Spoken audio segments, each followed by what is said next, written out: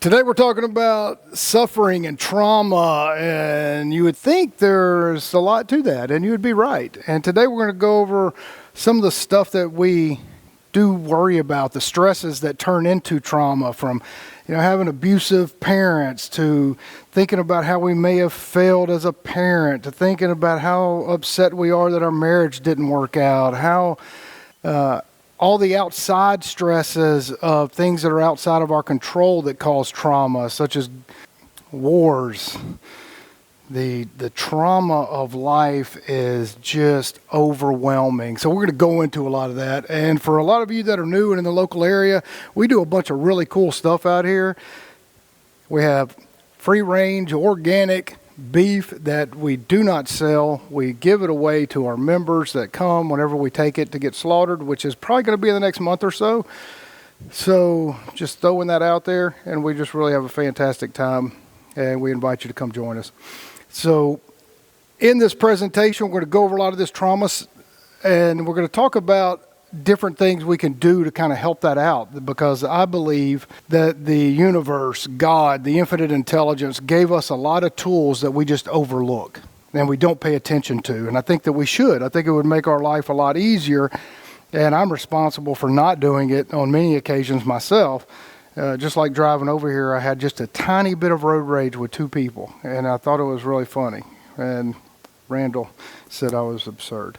A lot of us have had abusive parents, and I don't think it's really necessary in some cases to forgive them. Maybe we can forgive and not forget, because it's impossible to forget. But I think if we change our perceptions, if we can look at our parents or anybody who's abused us in kind of a different way, if we learn how to use that tool that we have of thinking about our dad or mom or whoever was mean to us in our life, like they were struggling.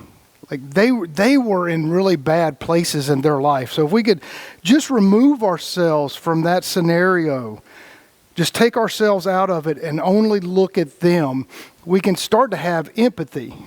We don't have to sympathize with them. We don't have to necessarily forgive them, but it does help change our perception so we have better understanding that they weren't attacking me for me. They had their own issues that were so bad. Some of us were just the outlet for their anger. Some of us were just the outlet for their despair. And in changing that perception, it helps us see things in a different light. And that this is just an example. It doesn't apply to everybody, but it does apply to a lot of people. And I think it is an interesting tool that we can use when we start thinking of the inner child inside of our parents that were suffering from things that happened to them, and that are carrying it down, and we can start to break those cycles of abuse and trauma. How about death? Death is a big deal. And I struggle with this. I've had a lot of loved ones die in my life, and I had somebody extremely close to me die, and it haunts me to this day. And I know every year Ricky has his problems with somebody that was close to him that passed away. It's tough. Sometimes I like to think about all the happy moments and not think of my own selfish nature. And go, man, I just wish I could talk to them again, instead of going, well, and reflecting on the cycle of life. Everything that comes up has to go down. Everything that is born has to die. And especially being out here in this sanctuary, this farm, we see life and death nonstop. We see, like, we had to bury a sheep this morning.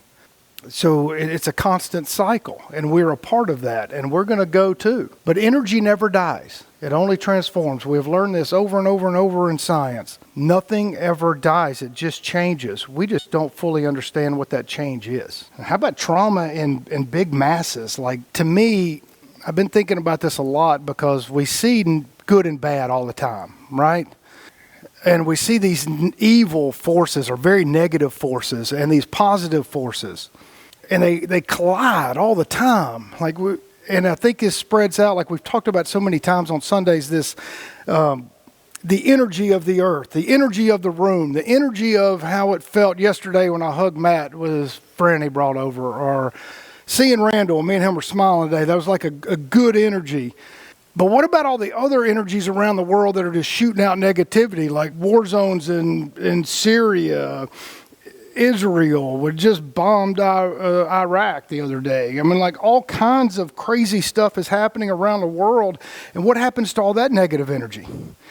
I mean, we have big, big problems and a lot of things. How about the dictators around the world? You know, I was thinking about this morning when I was going over this presentation. In the recent past, there were a place in this world, Cambodia, the Khmer Rouge. If you went anywhere and they saw you with glasses on, they killed you. They killed you because they thought you might be smart. That really happened in the world in our lifetime. It is pretty crazy. Genocide, democide. How about inflation is crazy traumatical in a mass way that produces a lot of bad energy. Last year, something that cost us what we thought we could afford now is getting too expensive. That causes a lot of trauma. Like, how are we going to survive? How are we going to deal with these things? It's a big deal. How about the loss of our rights? Losing our rights is a big, big issue, and it's causing a lot of trauma. I think a lot of people like their chains, though. Like, man, these chains feel good. I like being locked up in the closet. I know a lot of people that are like that. It's called the Stockholm Syndrome. People fall in love with their captors. They fall in love with being in an abusive relationship. They fall in love with having insane governments. And then you have the other side of that, the yin and the yang, that I'll do anything and fight and die for freedom. I'll do anything. I'll do whatever it takes. And you have those on the opposite spectrum. I mean, there's some things that I've gotten used to and I've loved the chains. Yeah, I've really been examining that. And I've been in some relationships throughout my life that I was like, okay, these chains are not so bad. That pain, I'm kind of getting used to this pain. This is good. But then I think about other things that I've fought for. Like, I'll die. I was just thinking about my own personal experience where I spent so much money going to the Louisiana Supreme Court, the Mississippi Supreme Court. I've been in the United States Supreme Court. I've done a lot of legal fights that I was willing to do any and everything to win because I knew I was right. And I have those opposing things inside of me. And so I'm reflecting back what the world gives to me, and I give it back, and there's this crazy cycle that's happening. And a lot of people say, I don't even see chains. I don't even see these blindfolds. I don't have any trauma. No, what happens over there in that war zone, that's with them. Yeah, screw them. That doesn't affect me. But I'm going to say it does. I'm going to say that it's a scientific fact that this earth has a frequency and it's moving and there's life and I can feel the energy of other people. And those things matter. It matters whenever you see somebody else struggling and you can't help them. Like, that's big trauma. How about, this was super traumatic for me. I can't stand this. Being forced into or not, being forced out of a religious organization. This is crazy. This just recently happened. There is a pastor in Iowa. There are homeless people all around in this city, and they're freezing to death, literally freezing to death. He just goes and takes them all in. He goes and picks them up. He gives them some warm food, gives them places to stay. He opened his church for 24/7, nonstop, to let homeless people who were going to die or be absolutely miserable come to his church and stay. The local government says, you don't have a housing, this is not a housing development. This isn't you don't have a residential permit. So we're not going to let you help these homeless people and feed them. Now that happens a lot. This is just one isolated case. But we have these evil forces, these bureaucratic notions that, because you didn't get permission, you didn't ask the powers above that just grind down on you. No, you can't help anybody.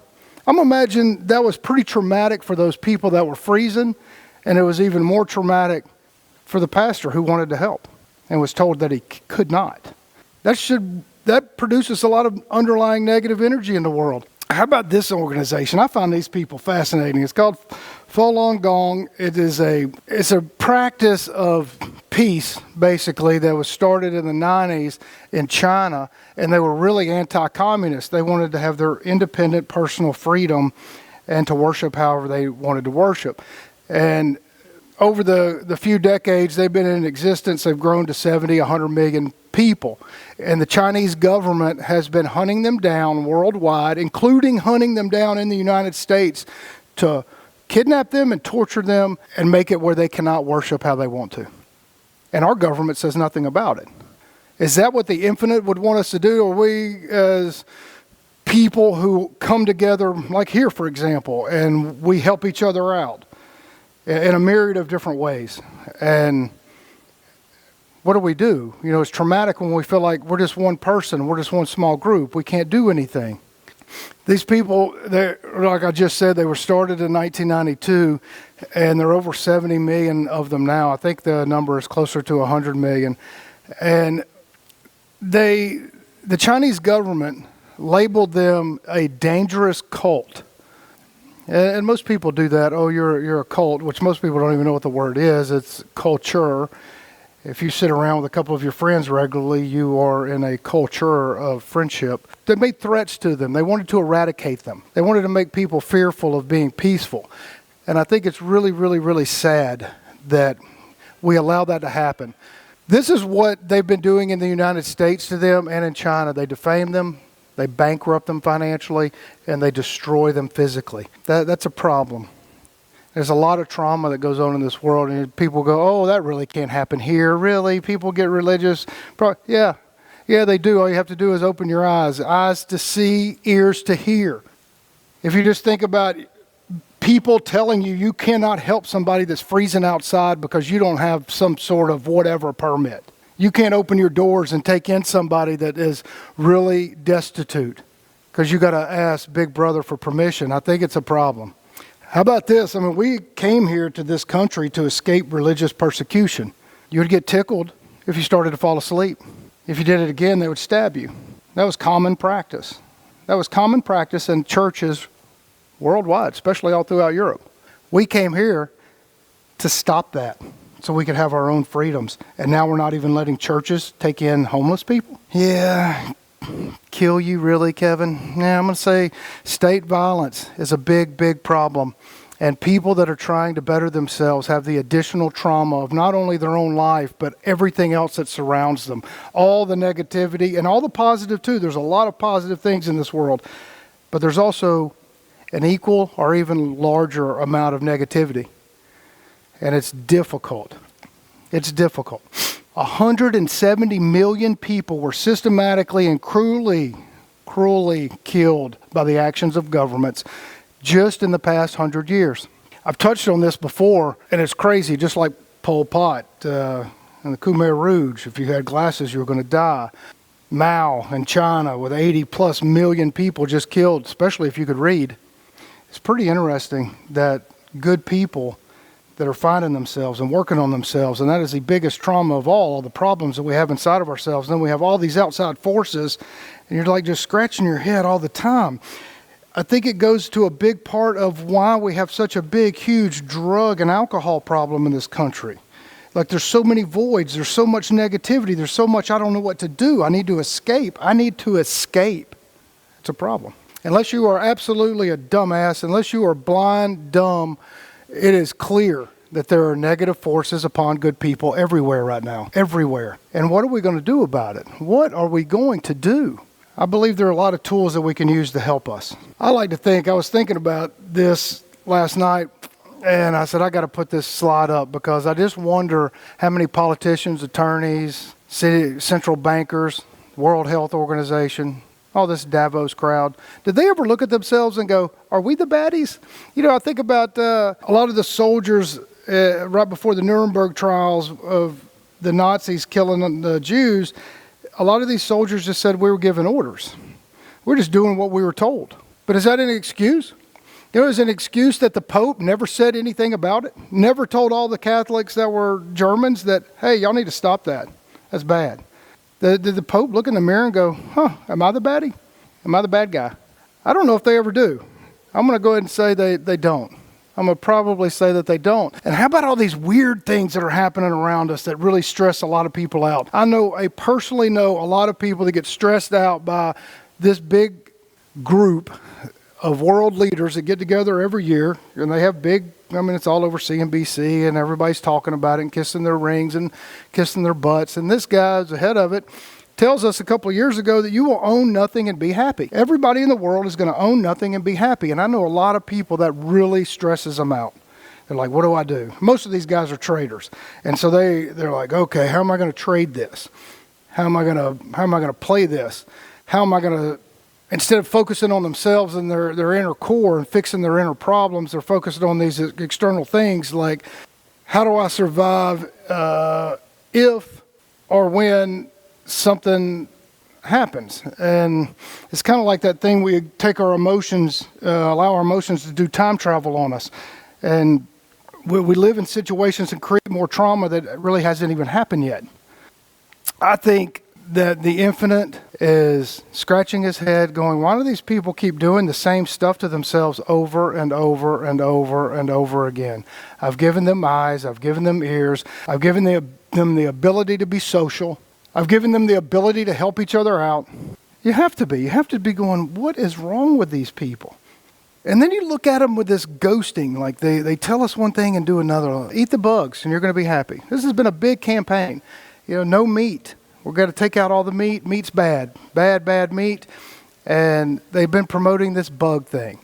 And then they come right out and tell you in these news articles that, oh, no, that's a right-wing conspiracy. But they put commercials out with Nicole Kidman and all these other celebrities all the time and talking about how wonderful the bugs are. So you're like, what? How is that a conspiracy when I'm just watching the commercials on them? Like, it confuses the mind. It creates trauma inside of the hearts and minds of people that just don't understand what's going on. It is really weird. How about the psychological manipulation and death from these type of large and small tyrants? That's a big thing that's happening all the time. Cows. Obviously, I know a lot of farmers. And farmers get really pissed off when they get told, you're going to have to start farming in a different way and cut your cows back. We're going to have to do dust. I had a friend of mine, the USDA came out to his ranch and said, we got to do a study on how these cows are causing dust problems. Like, what? What kind of dust problems are you talking about? And that cows are one of the biggest reasons for global warming. Like, really? Are you sure? Like, are you really sure about that? Who funds these scientific programs? It is the same guys at Davos that want us to eat their lab-grown meat? Do they want everybody to believe something that is not true? Don't they know that trees really like cow farts? I mean, it's just really silly. Do you ever see how healthy the trees are around a bunch of cows? I don't get it. Do people not have eyes to see, ears to hear? Lab-grown meat, that is the scariest thing ever. Like, scary. And it's everywhere. It's already here. It's already upon us. It's already being forced upon us. It's even in meat that you think is meat but is not. From all sorts of places.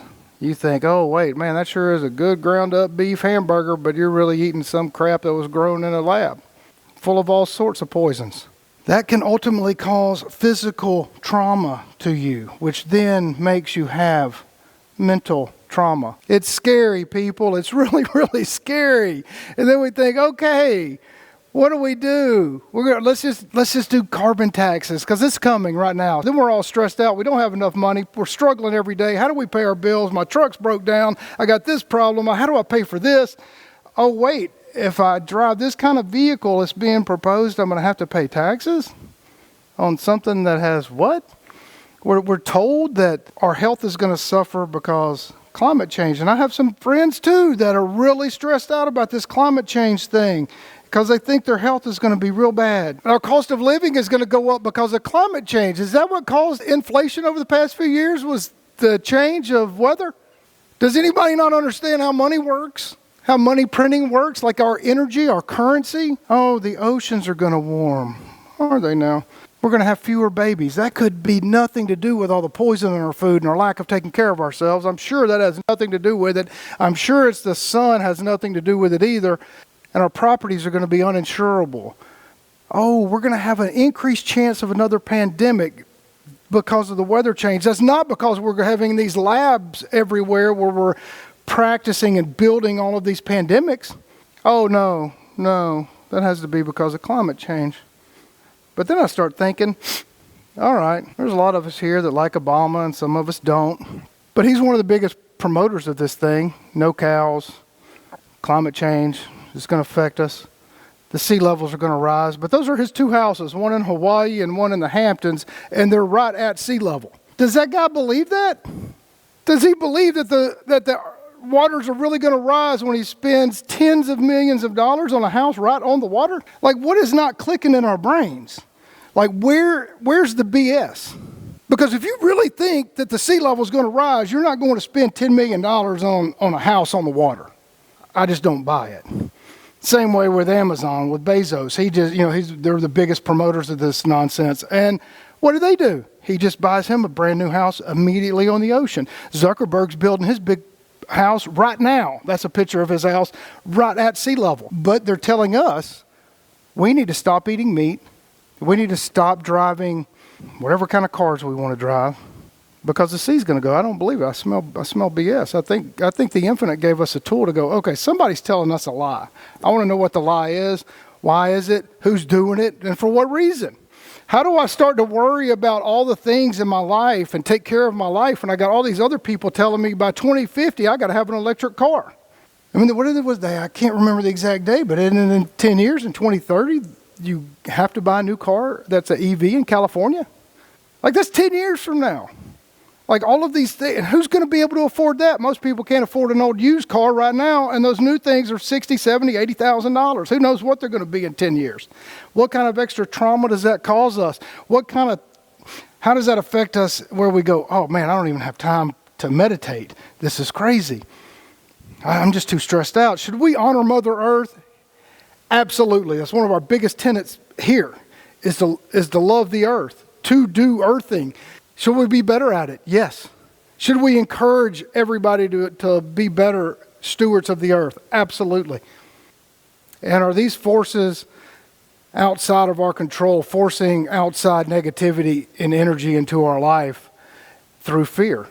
And the answer is absolutely they are. How about whenever somebody breaks up with us? Like if Jill were to break up with me right now, she's like, Kevin, today's presentation sucked and I just don't love you anymore. I got to go. That would be very traumatic for me. I would be really sad. What if my buddy Matt, who we've been friends with for 50 years, just said, you know what, Kev, had enough of you. That would be like depressing for me. I would be really sad.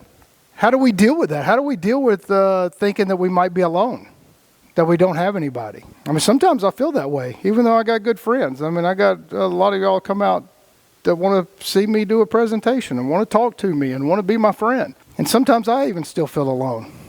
It's strange, the trauma that we give to ourselves. How about no justice? Like I feel this sometimes in a lot of the businesses that I've had and things that have happened in my life, even with the local government screwing with us now. It's unless you have a lot of money in this country, you don't have justice. You're going to have a lot of money to fight.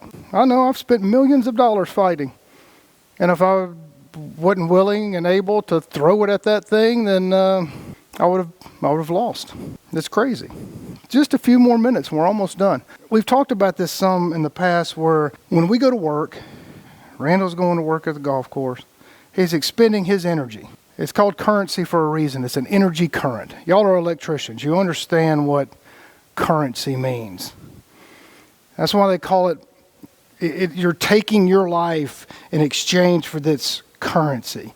Well, this currency is a theft. It's an illusion. It is the strangest thing that most people don't understand. That's why I keep mentioning money a lot on Sundays, because I really would love to have some kind of study group to really go over this with people. What is it like in Hungary when every 15 hours the price of things double? How about in Zimbabwe when every 25 hours the price of everything doubles? How about Yugoslavia? People think that can't happen here, and we've already seen it happen here in big ways, but the time frame was just expanded some. Your price doubled and doubled and doubled in just a matter of days. Whenever I was in Argentina about 4 or 5 years ago, I was watching these people get their paychecks, and they were running, quite literally running to the grocery store because they knew that the price was going to be so much more expensive by the time they got there. If they waited any time, like they could not get there fast enough because they knew their check was going to be worthless the longer and longer the seconds went by. And because people don't understand money here and how it works, we think it's something else. I'm sure it's climate change. How about the trauma of starvation? Like, I'm really hungry. How about those people that were hungry and cold and the government said, no, you can't, no, Pastor, you can't let those people come in here.